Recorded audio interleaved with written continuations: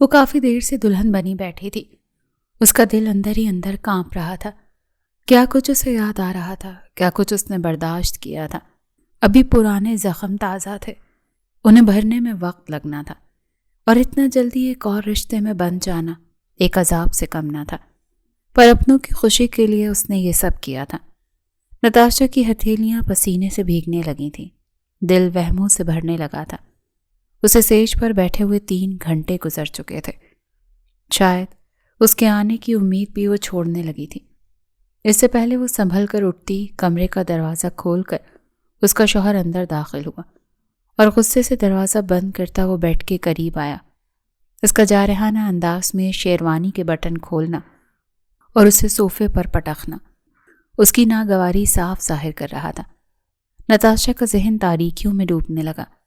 اگلے مراحل کا سوچ کر تو پھر کیا دوبارہ اس کی دوسری شادی کا وہی انجام ہوگا جو پہلی کا ہوا تھا؟ کیا ایک بار پھر طلاق کا دھبا لے کر جائے گی اپنے گھر واپس؟ اتنے وجیز شخص کے چہرے کی سختی اور لال آنکھیں وہ گھونگھٹ کی اوٹ سے اچھی طرح دیکھ رہی تھی۔ وہ شخص اس کی طرف پلٹا اور غصے سے کھوٹتا ہوا بولا، دلہن بن کر اس طرح بیٹھی ہو جیسے پہلی دفعہ دلہن بنی ہو۔ اٹھو ابھی کے ابھی، میرا بیڈ خالی کرو، سمجھی؟ وہ غصے سے اس کی کلائی دبوچتا اسے اٹھانے لگا۔ اس سے پہلے وہ اٹھاتا اور نیچے پٹختا وہ اس تذلیل پر بے ہوش ہو گئی۔ نتاشا تو ویسے بھی کمزور اعصاب کی مالک تھی۔ اس کے سخت تاثرات اور جارحانہ گرفت پر وہ اپنے حواس کھو بیٹھی تھی۔ اب کہ وہ گھبرایا، وہ جلدی سے اس کا چہرہ تھپ تھپاتا ہوا بولا، نتاشا اٹھو، آنکھیں کھولو۔ اب صحیح معنوں میں وہ پریشان ہوا تھا۔ ارحم، یہ کیا حرکت ہے؟ تم اس طرح نہیں کر سکتے میرے ساتھ۔ ماہین اس کے آفس کا دروازہ کھول کر سیدھا اس کے پاس آئی اور اس کا گریبان تھام کر بولی تھی۔ ماہین کی آنکھوں میں آنسو تھے اس وقت، کیونکہ وہ سمجھنے سے قاصر تھی ارحم اسے کیوں اگنور کر رہا تھا۔ وہ نرمی سے اپنا گریبان چھڑاتا ہوا بولا، ریلیکس ماہین، میں پریشان ہوں، اسی لیے تمہیں پہلے کی طرح ٹائم نہیں دے پا رہا، اور کوئی بات نہیں۔ ارحم اسے کاندھے سے تھام کر اسے کرسی پر بٹھا کر خود اس کے پاس والی کرسی پر بیٹھ گیا، کیونکہ وہ ایک ٹیبل کا فاصلہ بھی اپنے اور ماہین کے درمیان برداشت نہیں کر سکتا تھا۔ اس دن تو میرے اکلوتے بھائی کے اعزاز میں پارٹی تھی، وہ بھی تم 5 منٹ بیٹھ کر چلے گئے تھے۔ سب تمہارا پوچھتے رہے، ہم سب کو بس جواب دیتے رہ گئے، اور پھر کل رات تو میرے موم ڈیڈ کی اینیورسری میں بھی نہیں آئے۔ ایسا کیوں کر رہے ہو تم؟ ہمارے سارے سوشل سرکل میں عجیب و غریب باتیں پھیلنے لگی ہیں۔ وہ جو اندر ہی اندر اپنی پریشانی سے تڑپ رہا تھا، اب اس کی بات پر اور فکر مند ہوا، اسی لیے فکر مندی سے بولا، کیا ہوا؟ کیسی باتیں پھیلنے لگی ہیں؟ ماہین نے لمبی سانس خارج کرتے بولی، سب کو لگتا ہے ہمارا رشتہ ختم ہونے والا ہے یا ہو چکا ہے۔ تم بتاؤ، کیا یہ سٹریس والی بات نہیں؟ اور پھر کل رات تم نے میری ایک کال بھی نہیں اٹھائی تھی۔ اندازہ ہے تم کو میں کس قدر پریشان ہوئی تھی؟ ایسا لگ رہا تھا جیسے واقعی جو سب کہہ رہے ہیں وہ سچ ہو۔ ارحم یاسید بھرے لہجے میں بولا، کل رات تاشا کی وجہ سے تمہاری فون نہ اٹھا سکا۔ میں ماہین کو اس لمحے اندازہ ہوا کہ وہ بتانا نہیں چاہ رہا تھا، اپنی اکلوتی بہن تاشا کے ریلیٹڈ شاید مجبوراً بتا رہا تھا۔ ماہین نے فکر مندی سے پوچھا، کیا ہوا تاشا اپی کو؟ مجھے بتانے میں آ جاتی۔ بس وہی ڈپریشن کے دورے، جو کچھ ہوا ہے وہ لوگ بھولنے کہاں دیتے ہیں۔ تاشا کا نام سن کر ماہین کا سارا غصہ جھاگ کی طرح بیٹھ چکا تھا، جو رات سے ماہین کو ارحم پر تھا۔ تمہیں پتہ ہے امی کو پسند نہیں تاشا کی طبیعت کو لے کر کسی سے بات کی جائے۔ ان کی تو کوشش ہوتی ہے کہ بھابھی کے کان تک تاشا کی حالت کی خبر بھی نہ پہنچے، پھر تم کو بتاتا تو شاید شدید غصہ ہوتی مجھ پر۔ ماہین اچھی طرح سمجھ رہی تھی ارحم کی امی کی فکروں کو، اسی لیے چپ ہو گئی تھی۔ تاشا آپی کو تم بزنس میں لگاؤ یا کسی اور طریقے سے بیزی رکھو گے تو وہ اس فیز سے نکل آئیں گی۔ میں سوچ رہی ہوں آج شام آؤں تمہاری طرف، آپ ہی گھر ہیں یا پھر ہاسپٹل میں؟ ماہین کی آخری بات پر وہ جلدی سے بولا، یار مرواؤ گی کیا؟ امی مجھ سے ناراض ہو جائیں گی اگر ان کو پتہ چلا کہ میں نے تم کو بتایا ہے۔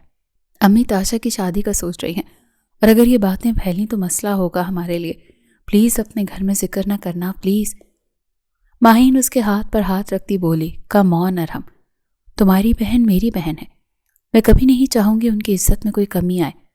آئی کین انڈرسٹینڈ، میں امی وغیرہ کسی سے بات نہیں کروں گی، پر اگر ایسی کوئی بات ہو تو ایٹ لیسٹ مجھے بتا دیا کرو تاکہ مجھے کوفت نہ ہو لوگوں کی فضول باتوں سے۔ پلیز آئندہ اس بات کا خیال رکھنا۔ ارحم نرمی سے بولا اوکے، آئندہ بتا دیا کروں گا، ڈونٹ وری۔ اب کیسی طبیعت ہے تمہاری؟ ارحم تاشا کے قریب بیٹھا پوچھ رہا تھا۔ بھائی اب میں ٹھیک ہوں، وہ اپنی انگلیاں مروڑتی ہوئی بولی تھی۔ ارحم کو اپنی پیاری بہن نتاشا کی یہ حالت تڑپا رہی تھی۔ کون کہہ سکتا تھا وہ ایلیٹ کلاس کی 25 سالہ لڑکی ہے؟ شاید طلاق کا داغ اس طرح توڑ دیتا ہے انسان کو۔ نتاشا ویسے بھی ماہین کی طرح بولڈ اور کانفیڈنٹ لڑکی نہیں تھی، وہ ہمیشہ سے شرمیلی لڑکی رہی تھی، کیونکہ اس کی تربیت اس کی ماں نوشابہ بیگم کے بجائے اس کی دادی نورین بیگم نے کی تھی، جنہوں نے سادگی سے پالا تھا نتاشا کو۔ نوشابہ بیگم کے پاس کبھی وقت تھا ہی نہیں بچوں کو پالنے کا، یہ کام گورننس اچھی طرح کر لیتی تھی، پر اپنے شوہر حیدر عباسی کی ضد پر وہ 3 بچے پیدا کر گئیں، ورنہ وہ تو بس بچہ ایک ہی اچھا کی فلسفی کو مانتی تھی۔ پر حیدر صاحب کو بچے بہت پسند تھے، اسی لیے ان کی خواہش پر نوشابہ بیگم نے پیدا کر ہی لیے بچے۔ ان کا بڑا بیٹا ارمان عباسی جو شادی شدہ تھا، جس کا ایک بیٹا علی تھا اور بیوی کا نام تانیہ تھا۔ اس سے 5 سال چھوٹا ارحم عباسی تھا جس کی منگنی ماہین ملک سے ہوئی تھی۔ سب سے چھوٹی نتاشا جس کی پڑھائی مکمل ہوتے ہی شادی ہوئی تھی توقیر زیدی سے، جو ایلیٹ کلاس کا مرد تھا، جو عورت کو شو پیس کی طرح استعمال کرنا چاہتا تھا۔ وہ چاہتا تھا کہ اس کی بیوی ڈیزائنر سلیو لیس ٹائٹس پہنے اور ہر پارٹی کی زینت بنے، جبکہ نتاشا کی تربیت اس حساب سے نہیں ہوئی تھی، اسی لیے وہ ایڈجسٹ نہیں کر پا رہی تھی، پر جتنا ہو سکتا تھا اپنی حد میں رہ کر شوہر کی بات مانتی تھی۔ پر توقیر کبھی اس سے خوش نہیں ہوا تھا۔ وہ سلیو لیس نہ صحیح ہاف سلیوز پہن لیتی یا اسٹائلش سا اسٹول کاندھوں پر پھیلا لیتی۔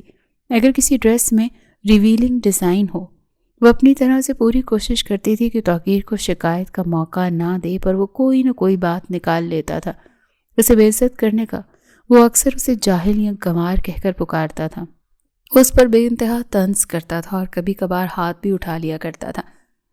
وہ سب سے برداشت کرتی تھی، اور ویسے بھی وہ اپنا شوہر کے ساتھ الگ گھر میں رہتی تھی، کیونکہ توقیر کو جوائنٹ میں رہنا پسند نہ تھا، اسی لیے وہ تنہائی کا شکار ہو گئی تھی۔ شادی کے دوسرے مہینے وہ پریگننٹ ہوئی تو توقیر نے اس کا ابارشن کروا لیا۔ اس نے اپنی ساس کو بتایا تو انہوں نے بھی ہری جھنڈی دکھا دی، یہ کہہ کر توقیر اپنی مرضی کا مالک ہے، ہمارے ساتھ رہتا نہیں تو پھر سنے گا کیا ہماری، اسی لیے اپنے معاملات خود آپس میں سلجھا۔ وہ ہکا بکا ہو کر ان کی باتیں سن رہی تھی۔ اس دن نتاشا کو احساس ہوا گھر میں بڑوں کا ہونا کتنا ضروری ہوتا ہے، اور کاش وہ اپنی ماں کو بتا سکتی کہ انہوں نے جو سوچ کر یہ رشتہ جلدی ایکسیپٹ کر کے شادی کروائی تھی وہی اس کی زندگی کا عذاب بنا ہے۔ ان کی سوچ غلط تھی کہ نہ سسرال کا جھنجٹ ہوگا، اپنے گھر کی خود مالک ہوگی میری تاشی، ورنہ ساس کا وجود کسی عذاب سے کم نہیں ہوتا۔ مجھے دیکھو کتنا برداشت کیا میں نے ساس کو، شکر ہے میری بیٹی کو یہ سب دیکھنا نہیں پڑ رہا۔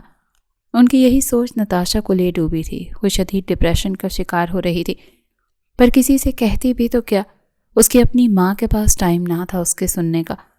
دادی کو گزرے 1 سال ہو چکا تھا، بھائی اپنی زندگیوں میں مگن تھے، ہر کسی کو لگتا تھا کہ وہ اپنی ازدواجی زندگی میں مصروف ہے، کبھی کسی پارٹی میں ملتے رہتے تھے۔ نوشابہ گھر آنے کا نتاشا کو کہتی تو توقیر سہولت سے انکار کر دیتا، اپنی مصروفیات بتا کر۔ نوشابہ چپ ہو جاتی۔ نتاشا کے یوں ہی بے کیف دن گزر رہے تھے، دن میں آرام اور رات کو پارٹیز جانا، جہاں توقیر دوسری لڑکیوں کی کمر میں ہاتھ ڈالے نشے میں دھت ناچ رہا ہوتا تھا۔ وہ ایلیٹ کلاس کی گندگی کا حصہ بن چکا تھا، جبکہ اس کی بنسبت حیدر عباسی خود اور اس کے بیٹے ایسی گیدرنگ سے ایوائڈ ہی کرتے تھے۔ ایون ماہین کی فیملی بھی یہ سب پسند نہیں کرتی تھی۔ نتاشا کی شادی کو 1 سال ہو چکا تھا۔ یہ تب کی بات ہے جب ایک دن ایسی ولگر پارٹی میں توقیر اسے زبردستی لایا تھا، جہاں ایک پولیٹیشین جو کہ توقیر کے بزنس میں ایک انویسٹر بھی تھا، اس کو نتاشا کا معصوم حسن بہت بھایا تھا۔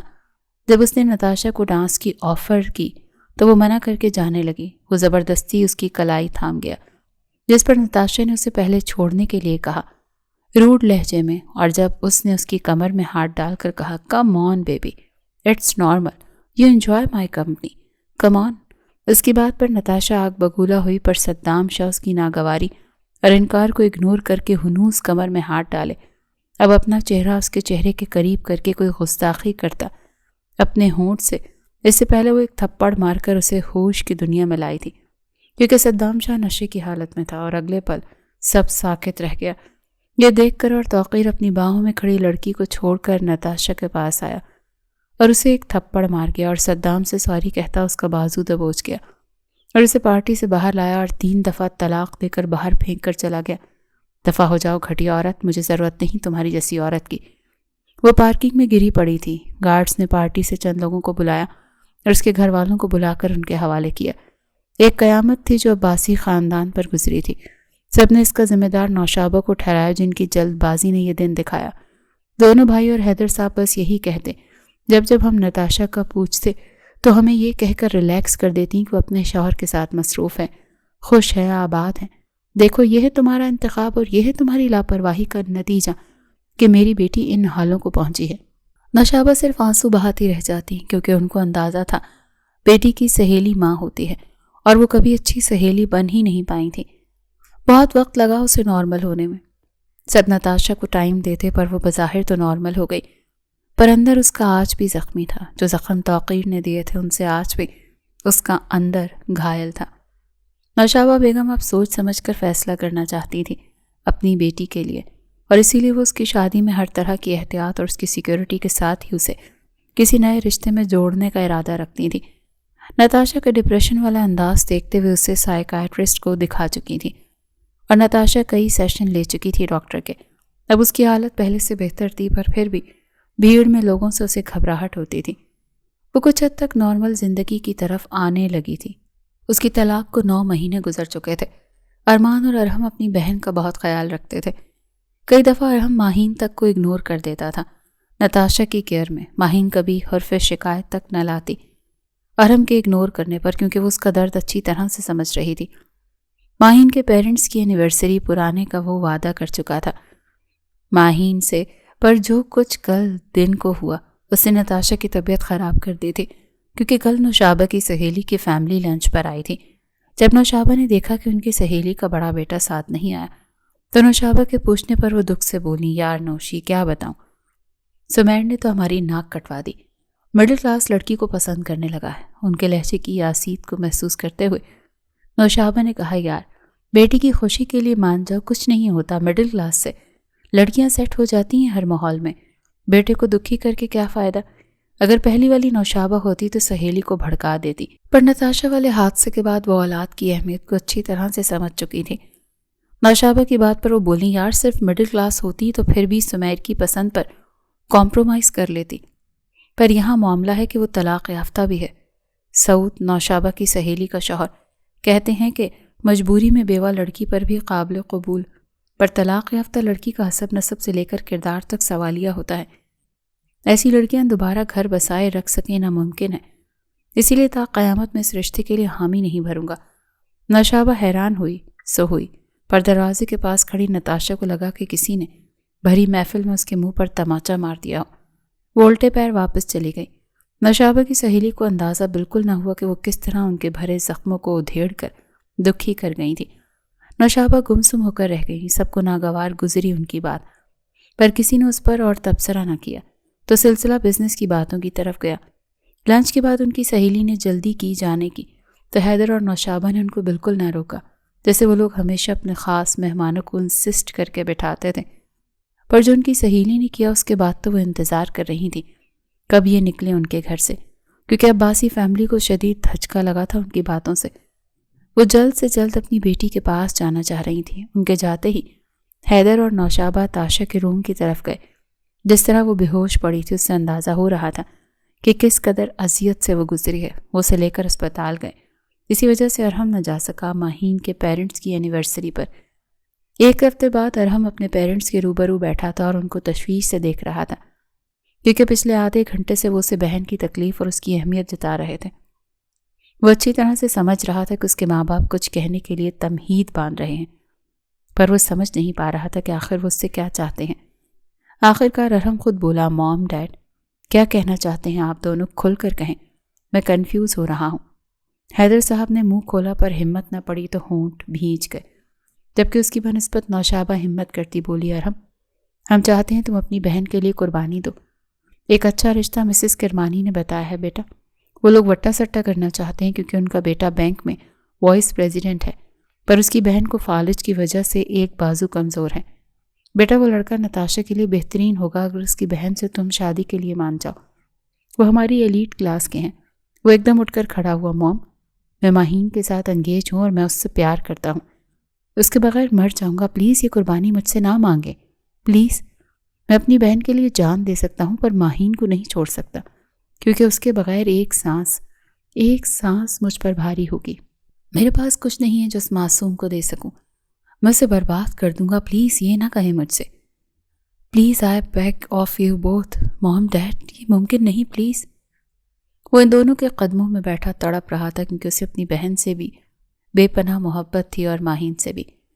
حیدر صاحب نے اٹھ کر اسے دوبارہ صوفے پر بٹھایا اور جانے کتنی دیر وہ اسے زمانے کی اونچ نیچ سمجھا رہے تھے کہ عورت کسی بھی کلاس کی ہو، پر طلاق یافتہ عورت کے لیے زمانہ ہمیشہ سے ظالم رہا ہے۔ اسی لیے وٹا سٹا نتاشا کی سیکیورٹی ہے۔ وہ سائیں سائیں کرتے کانوں کے ساتھ ان کی باتیں سن رہا تھا۔ کچھ ہی دیر گزری تھی کہ کمرے کا دروازہ ناک کر کے ملازمہ آئی اور بولی، میم، ماہین بیوی کے گھر سے کیک، مٹھائیاں اور کچھ گفٹس مسٹر ملک کے سیکرٹری دے کر گئے ہیں۔ خیریت؟ وجہ بتائی انہوں نے کہ کس خوشی میں بھیجا ہے؟ جی میم، وہ برہان صاحب کراچی کے نئے ایس پی بنے ہیں، اس خوشی میں بھیجی ہے انہوں نے مٹھائی، نوشابہ نے کہا۔ او اچھا، اتنا کہہ کر ملازمہ تو چلی گئی، پر نوشابہ کے ذہن کو ایک اور خیال دے گئی تھی۔ ارحم، تم چاہا تو ایک اور طریقہ ہے، جب سے نتاشا کا بھی گھر بس جائے گا اور تمہارا اور ماہین کا رشتہ بھی نہیں ٹوٹے گا۔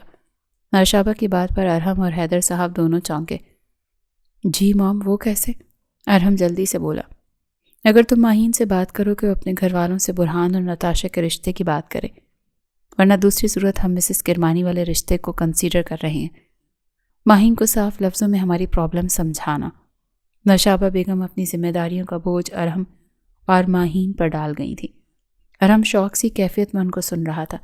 اس سے پہلے وہ کوئی اعتراض اٹھاتا، حیدر صاحب بھی نوشابہ کے انداز میں بولے، دیکھو ارحم، ماہین کو تو تم ہی سمجھا سکتے ہو، اور دوسری صورت میں تم کو یہ سمجھنا ہے کہ منگنی ٹوٹنا ہماری کلاس میں کوئی بڑی بات نہیں ہے۔ ماہین کو تو کوئی بھی اچھا لڑکا مل سکتا ہے، وہ بہت کانفیڈنٹ لڑکی ہے۔ اپنے باپ کی بات پر وہ تڑپ اٹھا اور بولا، پلیز بابا ایسے نہ کہیں، ماہین کے لیے وہ میری عزت ہے۔ نوشابہ نے کہا، تو اسے کہو کہ ہماری عزت کا بھرم رکھ لے۔ حیدر صاحب اور نوشابہ بیگم بڑی آس کے ساتھ اسے دیکھ رہے تھے۔ ارحم اٹھ کر کھڑا ہوا اور جاتے ہوئے بولا، میں کوشش کروں گا کہ ماہین کو سمجھاؤں سکون سے، پر مگر وہ ادھورا جملہ چھوڑ کر جانے لگا تو پیچھے سے نوشابہ بولی، تو پھر میں مسز کرمانی والا رشتہ منظور کر لوں گی، یہ بات ذہن نشین رکھنا ارحم۔ وہ سر جھٹک کر کمرے سے نکل گیا۔ نتاشا کے فرشتوں کو بھی علم نہ تھا کہ گھر میں کیا کھچڑی پک رہی ہے۔ وہ تو ارمان کی فیملی کے ساتھ گھومنے چلی گئی ترکی۔ یہ پلان اسپیشلی رکھا گیا تھا تاکہ نتاشا اور اس کی بھابھی کی غیر موجودگی میں سب معاملات سلجھا سکیں۔ ارمان کو بھی یہ سب ٹھیک لگ رہا تھا۔ ایک بھائی کو تو قربانی دینی ہی چاہیے، پھر وہ نہ صحیح، ارحم ہی صحیح۔ کتنے لمحے وہ ارحم کا چہرہ دیکھتی رہی۔ اسے یقین نہیں آ رہا تھا کہ ارحم جیسا شخص ایسی خود غرضی والی بات کر سکتا ہے۔ ماہین تعصب سے اسے دیکھتے ہوئے اٹھ کر کھڑی ہوئی اور بولی، اتنے خود غرض تم ہو سکتے ہو، میں نے سوچا بھی نہیں تھا، یہ ممکن نہیں ہے ارحم۔ وہ اس کی کلائی تھام کر اٹھ کر کھڑا ہوا اور اسے دوبارہ کاندھوں سے تھام کر بٹھاتا بولا، پلیز سکون سے بیٹھ کر بات کرو اور میری بات سمجھنے کی کوشش کرو ماہین۔ میں تمہیں کھونا نہیں چاہتا، میں مر جاؤں گا، سمجھنے کی کوشش کرو۔ سوری ارحم، میرے لیے نتاشا آپ ہی قابل عزت ہیں، پر میں اپنے بھائی کی خوشیوں کو نہیں قربان کر سکتی اپنی خود غرضی میں۔ تم نے تو کہا تھا کہ وہ کہیں انگیج نہیں ہے۔ ہاں، میں نے تمہیں یہی بتایا تھا، پر مجھے لگتا ہے وہ کسی میں انٹرسٹڈ ضرور ہیں، اسی لیے میں تمہیں ایسی کوئی امید نہیں دلا سکتی ارحم۔ پلیز ایک دفعہ اپنے گھر والوں سے بات کر کے تو دیکھو، کیا تم ہماری محبت میں اتنا نہیں کر سکتی؟ میں تو تمہاری محبت کی جنگ لڑ رہا ہوں اپنے گھر میں اتنے دنوں سے ارحم۔ جس محبت کے لیے اپنوں سے لڑنا پڑے اسے چھوڑ ہی دینا چاہیے۔ اتنا کہہ کر ماہین وہاں سے اٹھ کر چلی گئی اور اسے جاتا دیکھتا رہ گیا۔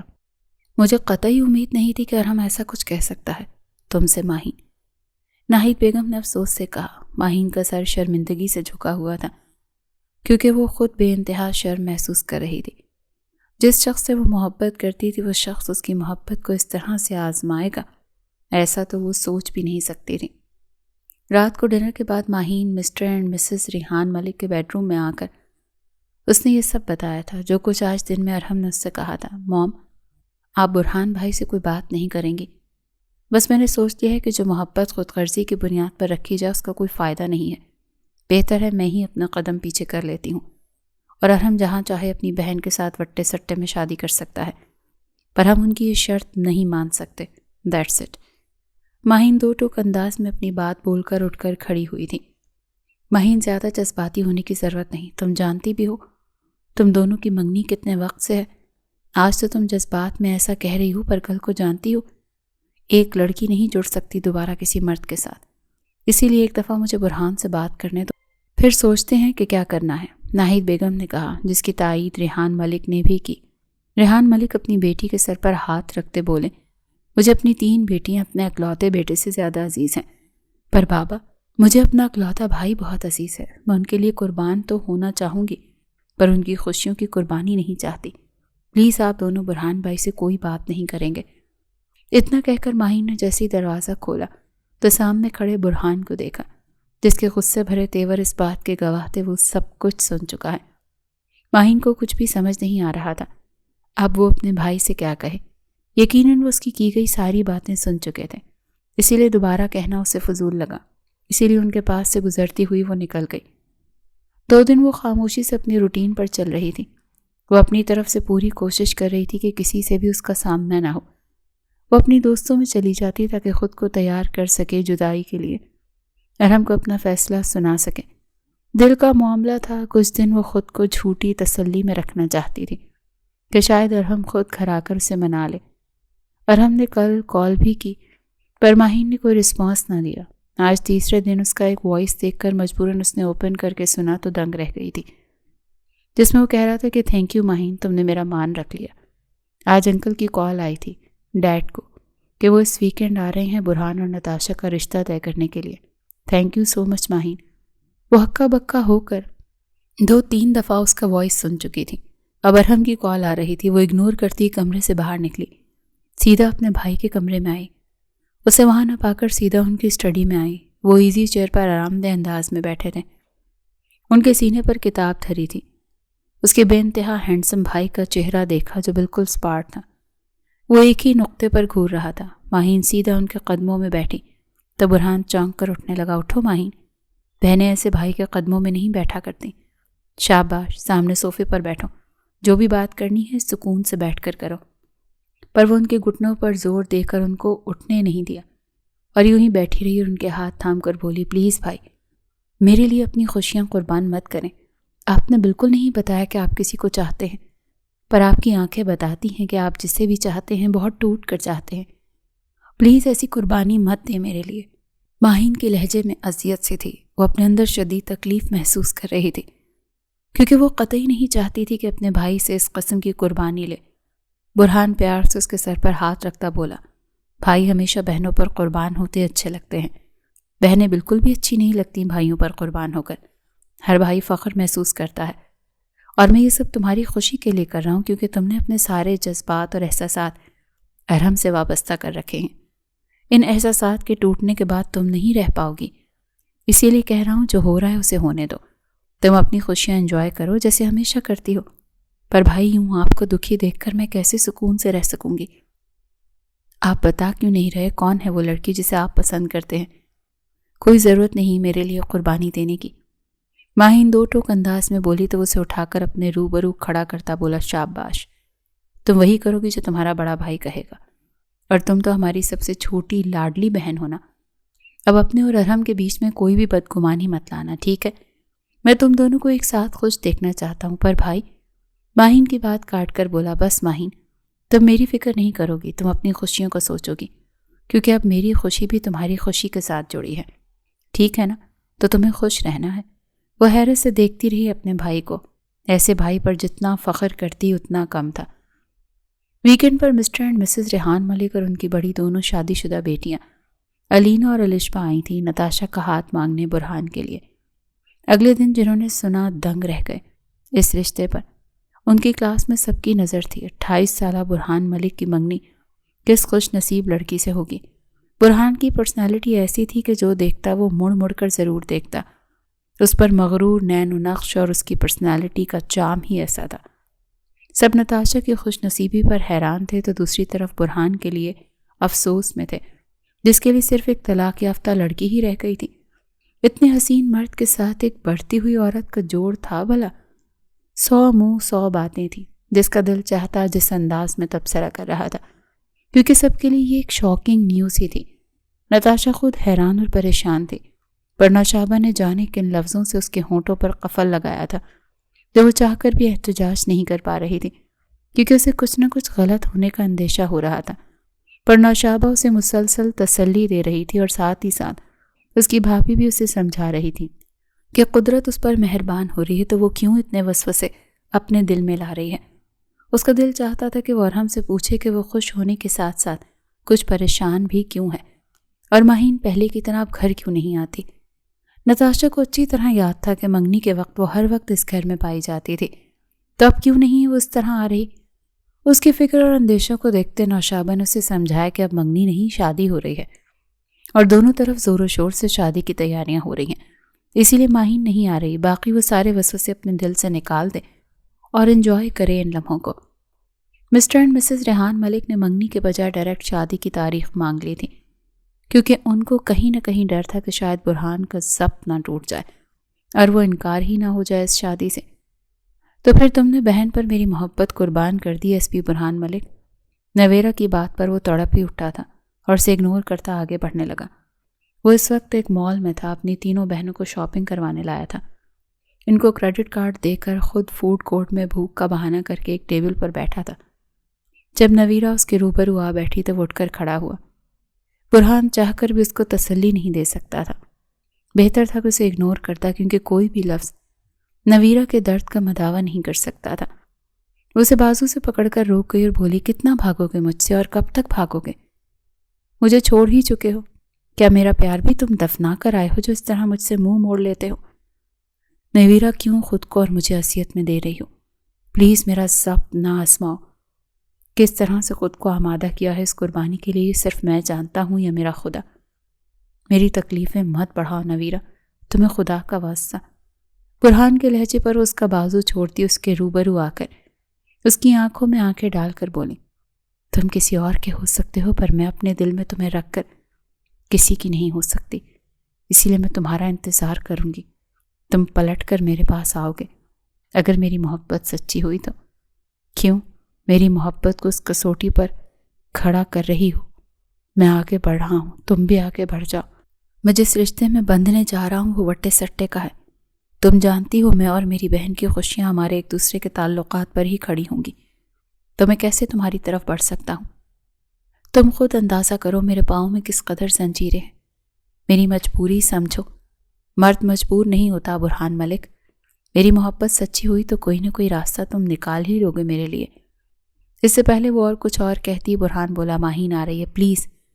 اگر اس نے یوں دیکھا تم کو تو وہ سب سمجھ جائے گی، میری بہن ٹوٹ کر بکھر جائے گی، اور تم نے وعدہ کیا تھا کہ تم میرا ساتھ دو گی، پلیز جاؤ۔ وہ ہونٹ بیچ کر ضبط سے بولی، ٹھیک ہے جا رہی ہوں، پر تم سے میرا تعلق ہمیشہ رہے گا، سمجھے؟ اتنا کہہ کر وہ اس طرح آگے بڑھ گئی جیسے اتفاق سے وہ ملی ہو۔ ارے بھائی، یہ تو نویرا تھی نا جو ابھی یہاں سے گزری ہے۔ برہان سنبھل کر بولا، چلو ماہین، کچھ گفٹس مجھے لینے ہیں اپنے دوستوں کے لیے۔ وہ خود کو کمپوز کرتا ہوا بولا تاکہ ماہین کا دھیان ہٹ جائے نویرا پر سے۔ ماہین اپنی حیرت پر قابو پا کر بولی، اوکے بھائی چلتے ہیں۔ واقعی ماہین کی توجہ نویرا سے ہٹا گیا اپنی باتوں سے۔ وہ شادی جس کی تیاریاں شاید دونوں فیملی مل کر کرتیں، پر برہان اور نتاشا کے رشتے کی وجہ سے اچھی خاصی دوریاں آ گئی تھیں دونوں خاندانوں میں۔ ماہین جو پہلے ہر معاملے میں ارحم اور اس کی فیملی کو آگے رکھا کرتی تھی، اب اس نے خود پر اتنا ضبط کر لیا کہ جو اس کا دل چاہ رہا تھا وہ لے رہی تھی۔ اس نے تیاری میں کسی قسم کی ارحم کی رائے لینے کی ضرورت محسوس نہیں کی۔ ارحم اس کا گریز اور ناراضگی اچھی طرح سے سمجھ رہا تھا، پر وہ جانتا تھا شادی کے بعد اسے منا لے گا۔ نتاشا خاموشی سے جو ماں اور بھابھی کہہ رہی تھی وہ لے رہی تھی۔ مسٹر ریحان نے تو جہیز لینے سے انکار کر دیا، تو دوسری طرف حیدر صاحب نے بھی ان لوگوں کو منع کر دیا جہیز لینے سے۔ بات پکی ہونے کے بعد ایک ہی دفعہ اگر مسٹر اینڈ مسز ریحان نے شاپنگ کے پیسے شگن کا سامان دے کر اور فنکشن کے دن ڈیسائیڈ کر لیے تھے، اس طرح ایک ہی دفعہ mister and missus Haider Abbasi بھی ملک مینشن جا کر شگن کا سامان اور کیش دے کر آئے تھے۔ ماہین اور برہان سے یہ ان کی پہلی ملاقات تھی رشتہ پکا ہونے کے بعد، دونوں میاں بیوی نے دل ہی دل میں سراہا، کیونکہ وہ پہلے سے بھی زیادہ ہینڈسم ہو چکا تھا۔ اس کی پرسنالٹی کا چارم انہوں نے محسوس کیا، نتاشا کی قسمت پر رشک سا محسوس کیا۔ نتاشا کی بھابھی نے وہ دل ہی دل میں بے انتہا امپریس ہوئی تھی برہان سے۔ وہ چند منٹ بیٹھ کر کام کا بہانہ کر کے اٹھ گیا تھا۔ شادی کے سب فنکشن کمبائن تھے۔ برہان تھوڑی دیر ہی مہندی میں شرکت کر سکا، کیونکہ اسے ایمرجنسی کہہ کر اسے بلا لیا گیا تھا۔ وہ معذرت کرتا چلا گیا۔ خیر سے شادی کا دن آیا اور نکاح ہونے کے بعد ہی نوشابہ اور حیدر صاحب کے اندر سکون سا اترا، کیونکہ ان کے دل کو عجیب سے دھڑکے اور وسوسے آ رہے جا رہے تھے۔ نکاح لکھنوی سٹائل میں ہوا تھا۔ نکاح کے بعد جب پردہ ہٹایا گیا تو ارحم ماہین کے پاس آیا۔ اس کا گھونگھٹ اٹھا کر اس کے ماتھے پر لب رکھ گیا۔ یہ ان دونوں کا آئیڈیل انداز تھا جو ماہین نے اسے دکھایا تھا کبھی کہ وہ اپنے نکاح کے دن ایسا چاہتی ہے۔ ماہین تو یہ سب بھول گئی تھی، پر ارحم کو ہر چیز یاد تھی جو ماہین چاہتی تھی وہ اور ارحم کریں۔ ماہین ارحم کے انداز پر حیران تھی، اور وہ مسکرا دیتا تو ماہین سر جھکا کر شرما لیتی۔ کہیں نہ کہیں ماہین کے اندر سکون سا اترا کہ ارحم کو آج بھی اس کی پرواہ ہے، بھلے وہ ناراض ہے، پر وہ اس کی کہی بات کو نہیں بھولا تھا۔ سارے خوبصورت مناظر ریکارڈ ہوئے اور انہوں نے کپل فوٹوگرافی پر بہت وقت لگایا تھا۔ جبکہ دوسری طرف ناہید بیگم نے برہان سے ایسا کرنے کو کہا تو اس نے صاف انکار کر دیا، یہ کہہ کر کہ مجھے یہ چونچلے پسند نہیں اور نہ یہ سب میری پرسنالٹی کو سوٹ کرتا ہے۔ اس کے دو ٹوک انداز پر ناہید بیگم کے ساتھ ساتھ علینا علیشہ بھی دل محسوس کر رہ گئیں۔ اقلاتے بھائی کی شادی کے کتنے ارمان ہوتے ہیں بہنوں کو، اور بھائی کا یہ انداز دکھی کر رہا تھا دونوں بہنوں کو۔ شکر ہے ماہین کا دھیان نہیں تھا برہان کی طرف، ورنہ وہ بھی دکھی ہو جاتی، پر ارحم نے اسے خود میں مصروف کر لیا۔ ریحان ملک کے کہنے پر اس نے 15-20 منٹ کا کپل شوٹ کروایا اور پھر فیملی پکچرز بنوانے کے بعد رخصتی کے لیے کہا۔ برہان نے، کیونکہ اس کے انداز دیکھ کر صاف پتہ چل رہا تھا وہ کس قدر بیزار ہو رہا ہے۔ نتاشا کا دل اس کے سرد انداز پر گھبرا رہا تھا، پر وہ تو کچھ کہنے کے قابل ہی نہ رہی تھی، وہ صدا سے کم ہمت رہی تھی۔ کھانے کے بعد رخصتی ہوئی اور ڈھیر ساری رسموں کے بعد ماہین کو ارحم کے کمرے میں بٹھا دیا گیا۔ گھر میں قدم رکھتے ہی منہ دکھائی کے طور پر حیدر صاحب نے ایک گھر ماہین کو گفٹ دیا۔ نوشابہ بیگم نے ڈائمنڈ سیٹ، جبکہ ارمان اور اس کی بیوی نے وائٹ گولڈ کا بریسلٹ دے کر اسے ویلکم کیا۔ سب کے چہروں پر بے انتہا خوشی دیکھ کر ماہین کا دل مطمئن ہوا۔ کم سے کم ان لوگوں نے اپنی منوا کر اسے بے مول نہیں کیا تھا، بلکہ اپنے ہر انداز سے اسپیشل فیل کروایا تھا ماہین کے ساتھ آئی الشبہ اچھی طرح محسوس کر رہی تھی سب نے کس قدر اہمیت دی تھی ماہین کو، اسی لیے اس کا پکا ارادہ تھا کہ وہ لوگ بھی اسی طرح نتاشا کو اہمیت دیں گے، کیونکہ جو ہوا سو ہوا، اب وہ ان کے اکلوتے بھائی کی بیوی تھی، اسی لیے ان کی لاڈلی بھابھی کی حیثیت دینی ہی تھی نتاشا کو۔ ماہین کو کمرے میں بٹھانے کے بعد ہی علیشہ نے گھر کال کی اور اپنی بہن کو کھل کر بتایا یہاں کا پروٹوکول دیا گیا ہے ماہین کو۔ دوسری طرف ان سے پوچھ رہی تھی کہ نتاشا بھابھی کو تم لوگوں نے اچھا پروٹوکول تو دیا نا؟ علیشہ کے انداز میں فکر مندی تھی، جس پر یاسید سے اس کی بہن بولی برہان بھائی نے کچھ کرنے ہی نہیں دیا، اسی لیے صبح منہ دکھائی دیں گے ہم سب، باقی کھانا کھلا کر اسے برہان بھائی کے کمرے میں بٹھا کر میں آئی ہوں۔ علیشہ کو جانے کیوں افسوس سا ہوا بہن کی بات سن کر۔ ارحم نے کمرے میں قدم رکھا اور سامنے بیڈ پر ماہین روایتی انداز میں بیٹھا دیکھ کر ہونٹ خود بخود مسکرا اٹھے۔ دل کو دھڑکا لگا تھا کہ کہیں ماہین غصے میں اپنا حلیہ نہ خراب کر چکی ہوں۔ وہ اپنی زندگی کی خوبصورت رات کو کسی طرح بھی ضائع نہیں کرنا چاہتا تھا۔ وہ اس کے روبرو آ کر بیٹھا اور اس کا گھونگھٹ الٹ کر ماشاء اللہ بولا تھا۔ اگلے پل اس کے ہاتھ تھام کر بولا ماہین میرے لیے تم خدا کا انعام ہو، شکریہ میری جان، تم نے میرا مان رکھا، اور اب میں تعمر یہ کوشش کروں گا کہ تمہارا مان کبھی نہ توڑوں۔ ماہین نرمی سے اپنے ہاتھ اس کی گرفت سے نکال کر بولی پلیز ارحم، اتنی بڑی باتیں نہ کریں جن کو پورا کرنا آپ کے بس میں نہ ہو۔ تم نے محبت کی کسوٹی پر پوری طرح مجھے پرکھا ہے، اب تمہاری باری ہے۔ یہ وٹے سٹے کا رشتہ اگر میرے گلے کا توق بنانے کی کوشش تم نے یا تمہارے گھر والوں نے کی تو میں تمہیں قیامت تک معاف نہیں کروں گی۔ برہان بھائی اور نتاشا آپی کے رشتے کا اثر ہمارے رشتے پر اگر پڑا تو تمہاری کوئی معافی نہیں ہوگی ارحم۔ ماہین کے دو ٹوک انداز پر ارحم اس کے ہاتھ دوبارہ تھام گیا اور ان کو چوم کر بولا جانتا ہوں تمہارا دل بہت بری طرح سے میں نے دکھایا ہے، ہو سکے تو مجھے معاف کر دو۔ میں وعدہ کرتا ہوں کہ نتاشا اور برہان کی میرڈ لائف جو بھی رہے اس کا اثر نہیں ہوگا ہماری زندگی پر میری جان اگر کہیں میرے ماں باپ یا بھائی بھابھی سے ایسی کسی وجہ سے تمہارے ساتھ ان کا رویہ بدلا تو مجھے الزام مت دینا، کیونکہ میں ہر معاملے میں تمہارے ساتھ کھڑا رہوں گا، پر دوسروں کے رویوں کی گارنٹی نہیں دے سکتا۔ میری گارنٹی میں دے سکتا ہوں، یوں ہی تعمر تمہیں پیار کروں گا، اب کسی موڑ پر تنہا نہیں چھوڑوں گا، پلیز میرا یقین کرو ماہین۔ وہ اس کی نتنی کو چھیڑتا ہوا بولا، جس پر ماہین ہلکا سا مسکرائی اور بولی، میں آخری دفعہ تم پر بھروسہ کر رہی ہوں، پلیز اب مت توڑنا اسے، میری جان، سب وسوسے نکال دو دل سے، پیار کی رات ہے، ذرا پیار تو کر لینے دو میری جان۔ اتنا کہہ کر وہ اس کے ہونٹوں پر جھکا اور محبت کے لمحوں کو امر کر گیا۔ ماہین کو اپنی محبت کا یقین دلاتا اور اپنی محبت اس پر نچھاور کرتا اور ہم ان کے رشتے کو اور مضبوط کر گیا۔ ماہین سرشار ہو کر خود کو سپردگی کر گئی تھی اور وہ اسے کسی نازک گڑیا کی طرح اپنی باہوں کے حصار میں لیے ایک نیا جہان محبت کا آباد کر رہا تھا۔ دوسری طرف برہان ملک کے غصے کو دیکھتے ہوئے نتاشا اپنا ہوش کھو بیٹھی تھی، تو اب صحیح معنوں میں وہ پریشان ہو گیا تھا۔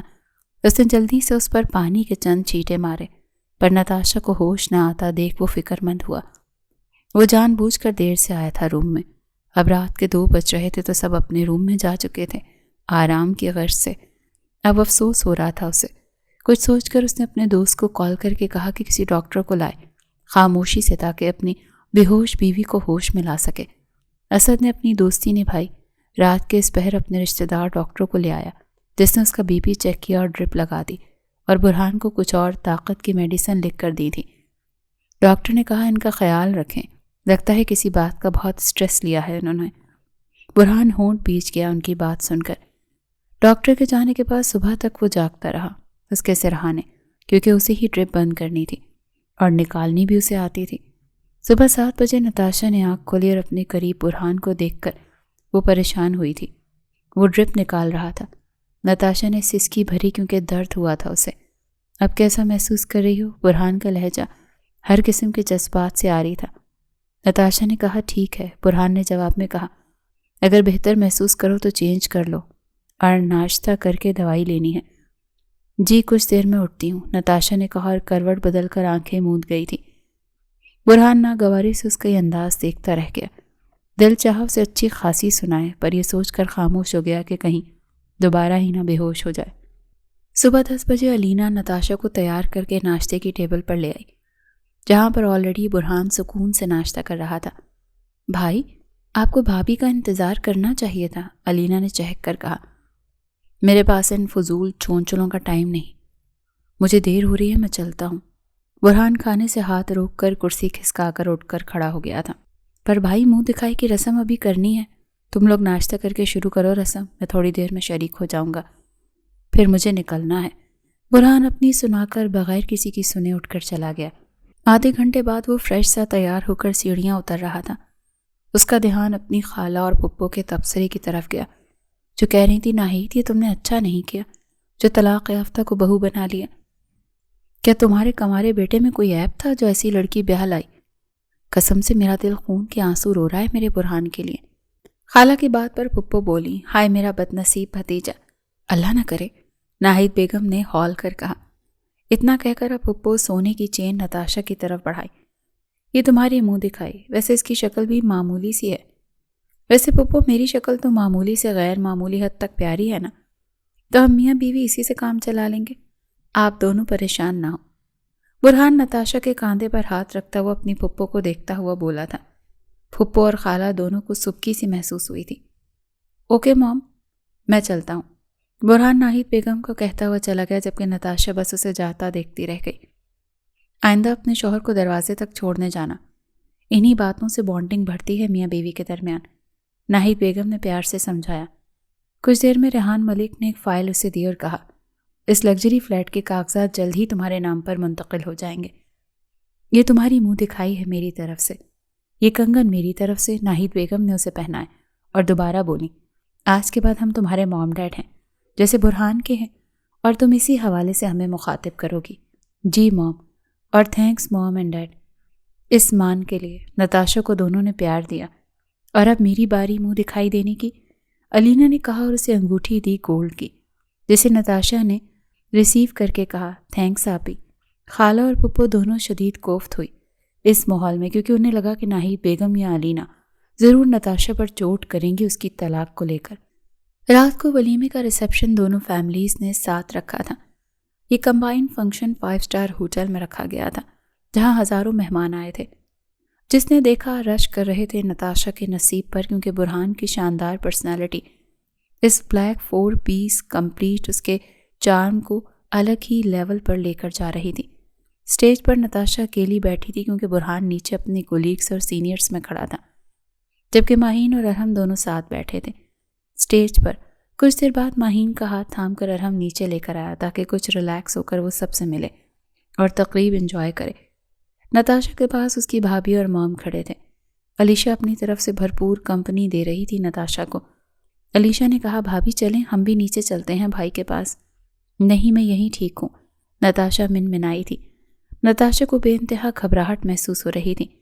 علیشا کو شدید غصہ آ رہا تھا اپنے بھائی پر، جو بیوی سے لاپرواہ بنا دوسرے لوگوں سے باتوں میں مصروف تھا۔ ایسا لگ رہا تھا جیسے برہان کسی اور کے ریسیپشن پر آیا ہو۔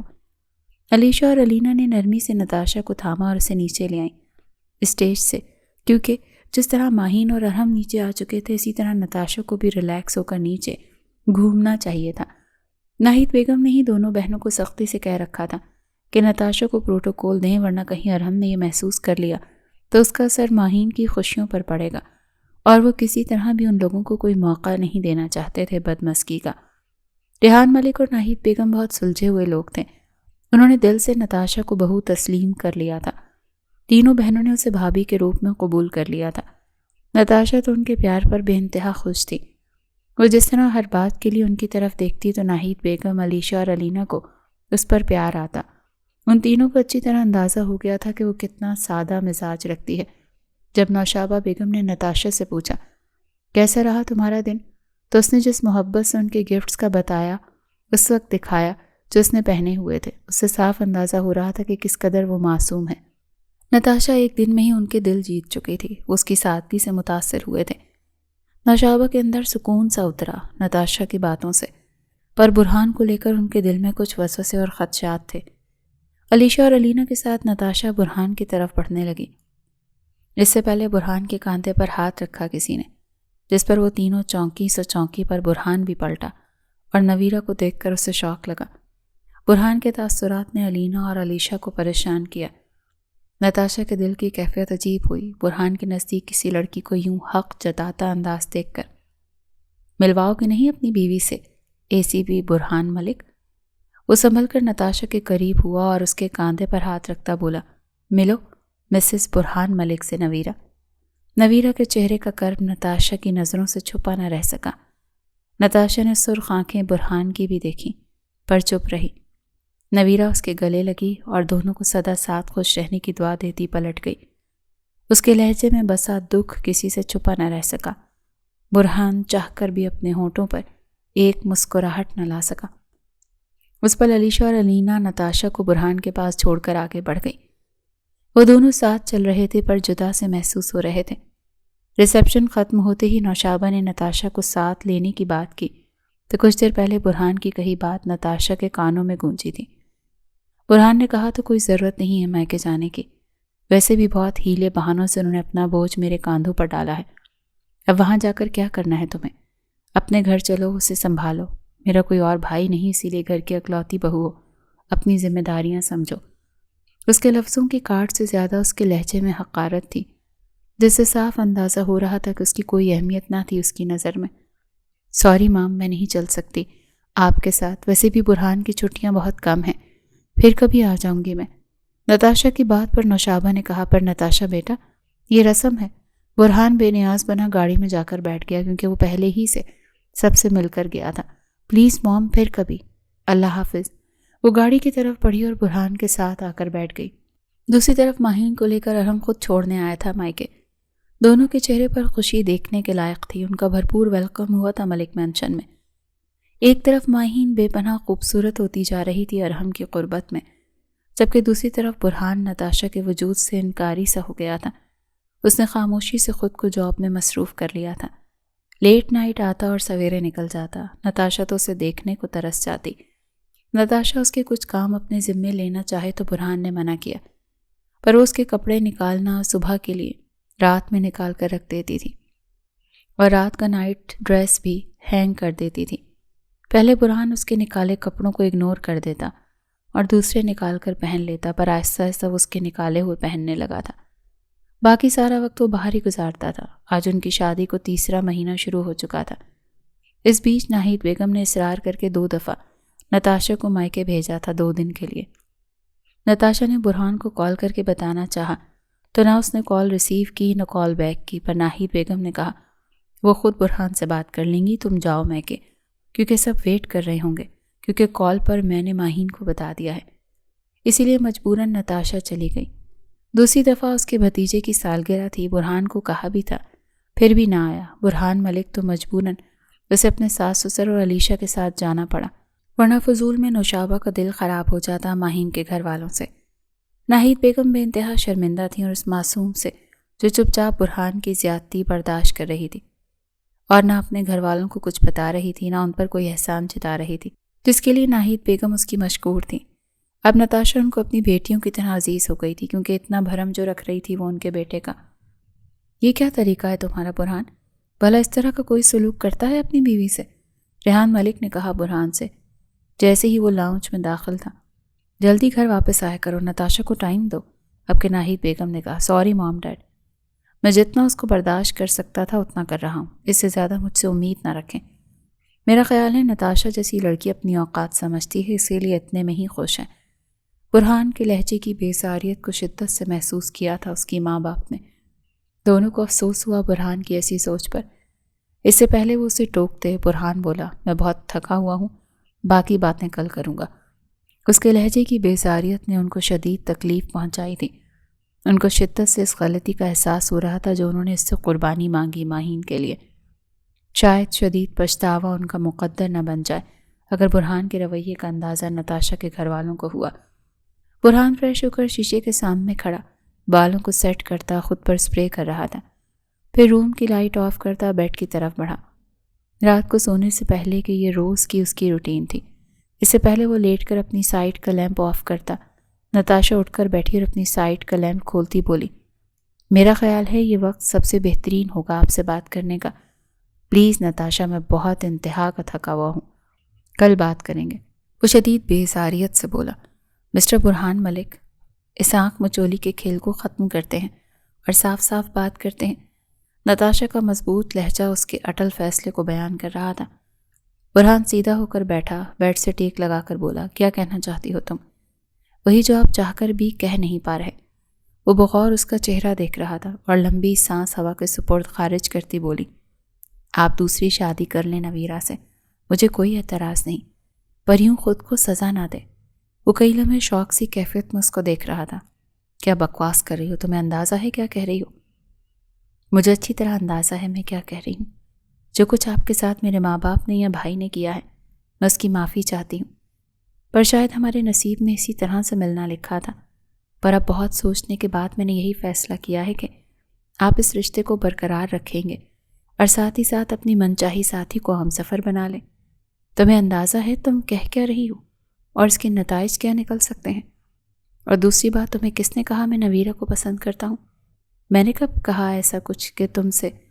نتاشا اپنے چہرے پر سے اپنا کرب چوکا کر بولی آپ نویرا کو پسند نہیں کرتے، بلکہ آپ تو اس سے بے انتہا چاہتے ہیں۔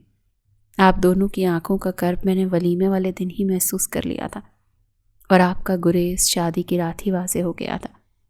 پچھلے 3 مہینے سے میں نے سود و زیان کا حساب کرنے میں گزارا ہے، تب جا کر ایک فیصلہ کر پائی ہوں۔ 2 دل آباد ہو جائیں اور ایک دل ویران رہے تو سودا برا نہیں ہوگا۔ مسٹر برہان ملک، آج سے میں آپ کو آزاد کرتی ہوں اس انچاہے رشتے سے۔ تم کون ہوتی ہو فیصلہ کرنے والی؟ برہان اسے بازو سے دبوچے پوچھ رہا تھا۔ میری اس کمرے میں موجودگی میری حیثیت کا تعین کرتی ہے آپ کی زندگی میں۔ نتاشا کے 2 ٹوک انداز پر اس کی گرفت ڈھیلی پڑی تھی اور اس کے بازو پر یہ ممکن نہیں نتاشا، میں اپنی خوشی کے لیے اتنے لوگوں کی زندگی داؤ پر نہیں لگا سکتا۔ سوری کرتا ہوں تم سے اپنے رویوں کو لے کر۔ برہان اور کچھ کہتا، نتاشا اس کے ہونٹوں پر ہاتھ رکھتی بولی پلیز برہان، میں آپ کے آگے ڈھال بن کر کھڑی ہوں، کوئی کچھ نہیں کہے گا، یہ وعدہ ہے میرا آپ سے۔ اس کا ذرا سا بھی اثر ماہین اور ارحم کی زندگی پر نہیں ہوگا، وعدہ ہے میرا آپ سے۔ نتاشا کا یقین بھرا لہجہ اسے بے انتہا حیران کر رہا تھا۔ وہ حیران ہو کر اس کے چہرے کو دیکھ رہا تھا۔ وہ تو اچھی طرح سے جانتا تھا کہ نتاشا کس قدر کمزور دل اور اعصاب کی مالک ہے، اور آج اتنی نڈر ہو کر اپنے شوہر کو ہی دوسری شادی کا مشورہ دے رہی ہے۔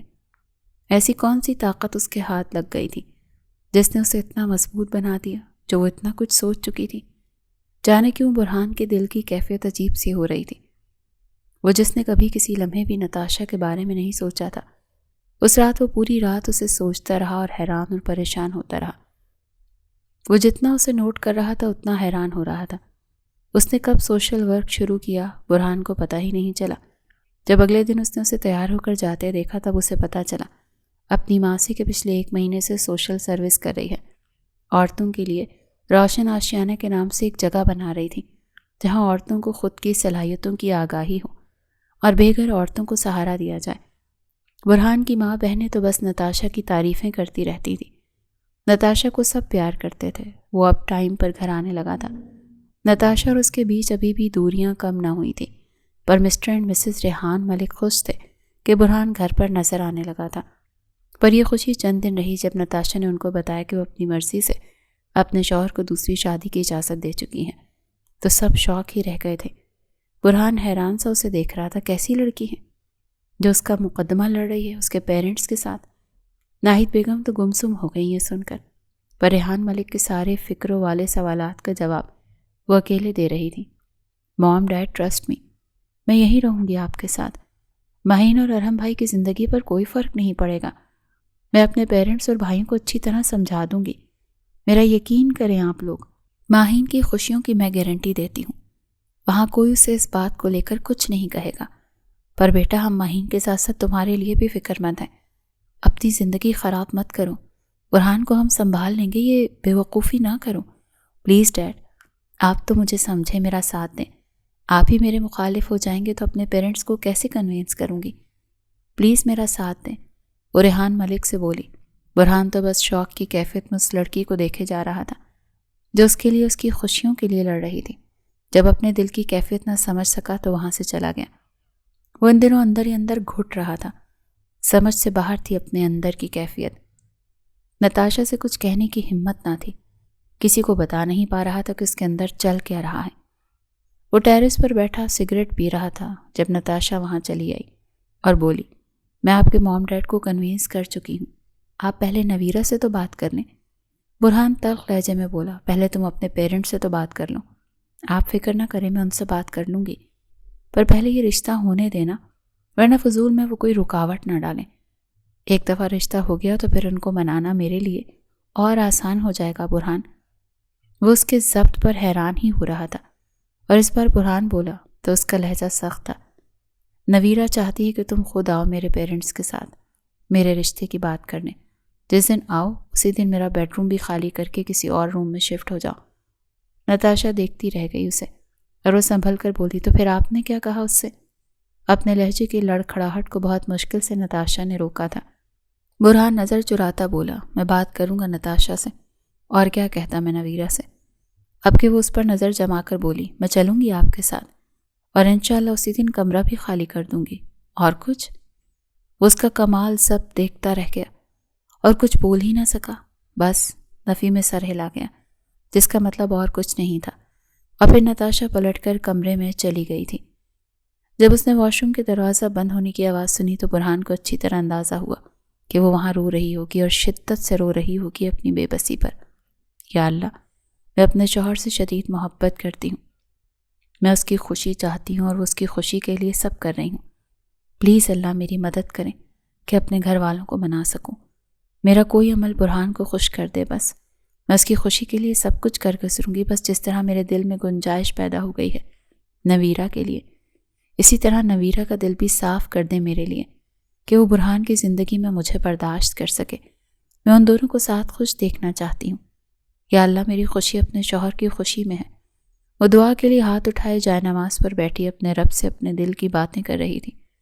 اسٹڈی کے دروازے کی چوکھٹ پر برہان ساکت سا کھڑا تھا۔ وہ جو رات کے 4 بجے بیڈ پر نتاشا کو نہ پا کر اسے ڈھونڈتا، स्टडी में आया था, उसे तहज्जुद में इस तरह दुआ मांगते देखकर हैरान था। वो सीधा उसके पास आया और रूबरू बैठा और उसकी दुआ के लिए उठे हाथ थाम गया। उसकी दोनों हथेलियों को अकीदत से चूमता बोला, नताशा, आई लव यू। मैं नहीं रह सकता तुम्हारे बगैर और मेरी सारी खुशियाँ तुमसे हैं। वो साकित होकर उसे सुन रही थी। अब उसके गाल पर बहते आंसू होंठों से चुनता बोला, मेरी ज़िंदगी सिर्फ तुम हो और मेरी हर खुशी भी तुम ही हो। वो शौक लहजे में बोली, और नवीरा? जो रात आपने कहा। बुरहान शोक लहजे में बोला, वो तो कहीं भी नहीं है।